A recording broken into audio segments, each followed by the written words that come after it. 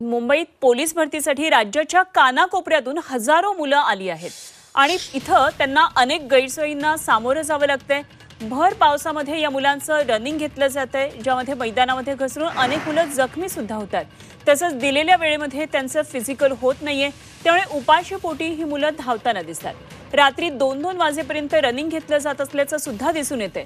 राहण्याची व्यवस्था नाहीये, अनेकांना फुटपाथ रेल्वे स्टेशनवर रात्र काढावी लागते आणि खास करून मुलींची तर मोठ्या प्रमाणामध्ये गैरसोय होतीये।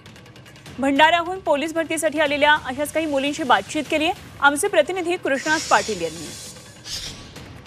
कुठून आलेला आहात आणि काय सांगाल? आम्ही भंडारा जिल्ह्यामधून आलेले आहोत इथे पोलीस भरतीसाठी।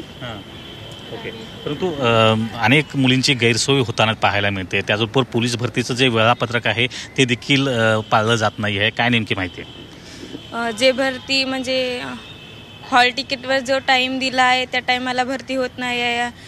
12:30चं टाइम होतं आमचं, तर रात्री 10 वाजता झालं। की जास्तही मुलं आहेत, खूप जण थांबूनच राहतात। आमदार निवासमध्ये पण बाहेरच थांबतात खूप जण।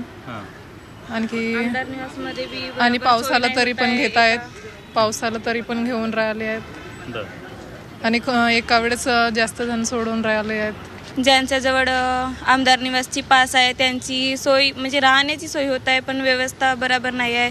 एका रूममध्ये जसे आम्ही भंडारा जिल्ह्याचे येऊन एकच रूम आहे, तर तिथं 40-50 जण मुलं मुली एक सोबतच पूर्ण म्हणजे ठिकाण करून दिला त्यांनी, पण राहण्याची सोय नाही आहे बरोबर।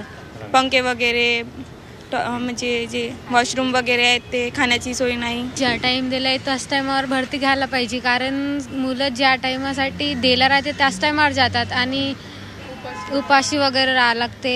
मुंबई पोलीसमध्ये भरती होण्याचं एक स्वप्न घेऊन राज्याच्या कानाकोपऱ्यातून अशा अनेक मुली या मुंबईत दाखल झालेल्या आहेत, परंतु सरकारकडून मात्र त्यांची कोणतीही व्यवस्था केली जात नाही, कोणतीही काळजी घेतली जात नाही हे दिसून येत आहे। पुढे जर्नलिस्ट धीरजसह कृष्णात पाटील, झी मीडिया, मुंबई।